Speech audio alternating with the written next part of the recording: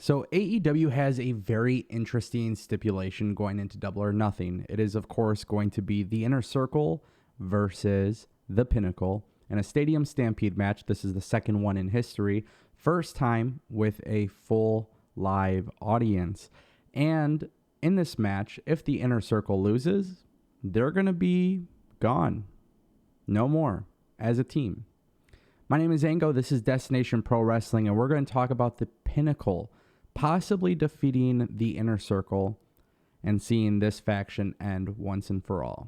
If you guys want to support the channel, the best way to do that is by checking out the links in the description. Of course, we have Discord, the new Destination PW website, destinationpw.com, filled with merchandise, all the latest uploads on YouTube and Spotify. And then, of course, we have the YouTube channel membership. If you guys want to join the DPW family, it's only $4.99 a month, and you get some pretty cool perks with that as well. So, I got to be honest with you, when the stipulation came up, I was very intrigued. Mainly because the Inner Circle has become an incredibly important part of AEW. And of course, with AEW including this stipulation on one of the biggest matches at Double or Nothing, it got me thinking if AEW is truly ready to pull the plug on the Inner Circle. Now, I'm not going to lie to you guys. I'm going to say this with 100% transparency. The Inner Circle is probably the best thing that's ever happened to AEW.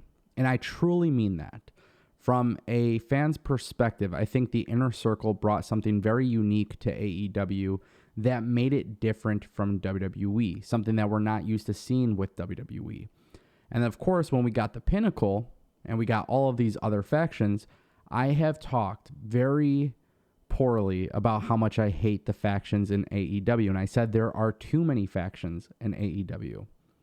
But this is a different scenario because yes, I still stand by my statement. There are too many factions in AEW. But if you look at the factions in AEW, you're going to quickly realize how important the Inner Circle truly is to AEW. Now, let's talk about the possibility of breaking them up and where they would go. And these are some of the reasons why I don't think they should do this. So if you guys didn't know, I'm a huge fan of Impact Wrestling. And I've been watching Impact Wrestling very consistently for the last few years, despite the few years that they've had that were very poor, obviously.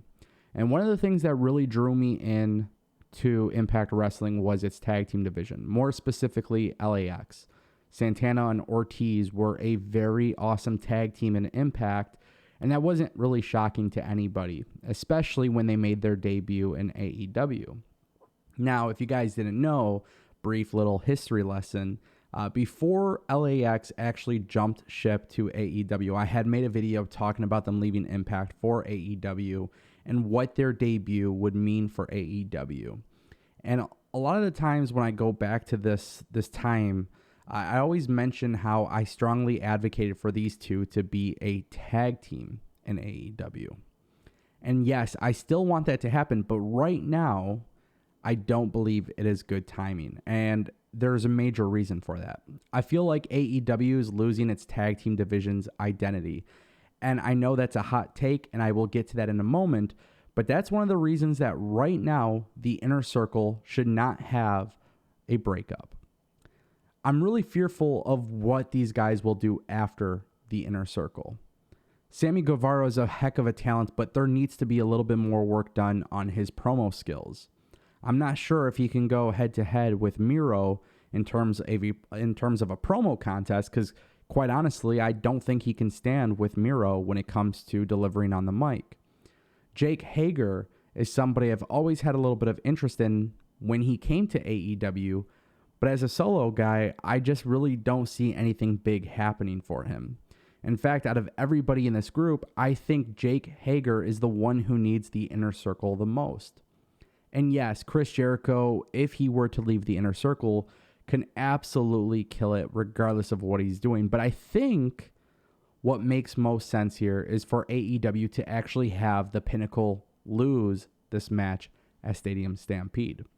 And this is pretty conflicting because obviously the Pinnacle is to be looked at as the top stable in the company. I think that's what a lot of people are expecting. but I don't think MJF and Chris Jericho are done. And while there are ways to book a MJF versus Chris Jericho situation, it's going to be a very weird situation when Chris Jericho ends up losing the Inner Circle and then becomes outnumbered by MJF and the Pinnacle. So for that reason, I think the Inner Circle needs to stay intact right now. Santana and Ortiz are in a tag team division that is currently losing its identity. I know AEW is sticking to the wins and losses, but having the Varsity Blondes going up in the main event against the Young Bucks is not a big deal to me. Not when you have Pentagon and Rey Fenix, and not when you have the Dark Order, and not when you have so many other incredible tag teams that we barely ever see. The Hybrid too, Jack Evans, and, you know, when I say this, I truly mean this. When I see Jack Evans as a singles guy, I don't think he can make it in AEW. When I see him in a tag team, I think of how incredibly talented they are as a tag team. I look at the Factory, and I look at all these other different tag teams that are in AEW. Top Flight, Private Party. It seems like we only get some of these tag teams featured sometimes. And that's a problem. See, one of the things about AEW is it has a very good tag team division, and I'm not saying they don't. But I think right now Santana and Ortiz would possibly get lost in the mix, and I don't think that's where they need to be right now. In fact, I would say the Inner Circle is truly so strong as a group, I fully expect Chris Jericho and the team to somehow pull off a win, with the eventual goal of Chris Jericho losing a singles match against MJF. I've said this several times for a very long time. MJF should be the only person in AEW to kick out of the Judas Effect, and I truly stand by that statement. So when I talk about the Inner Circle, collectively as a unit right now, they need to be together. I very much fear for the singles careers of Sammy Guevara and Jake Hager without the Inner Circle. And I think Santana and Ortiz are truly top-level tag team. They are truly one of the best. But in order for us to get the tag team that we want to see, like in order to get the truest form of Santana and Ortiz, Proud and Powerful, to get the true version of them, I feel like it has to happen at another time when the tag team division is incredibly hot. And you got to remember, Scorpio Sky and Ethan Page were a random tag team thrown together. Darby Allin and Sting thrown together. The Young Bucks are a great tag team, and I expect them to drop those belts to Mox and Kingston. Again, another tag team thrown together.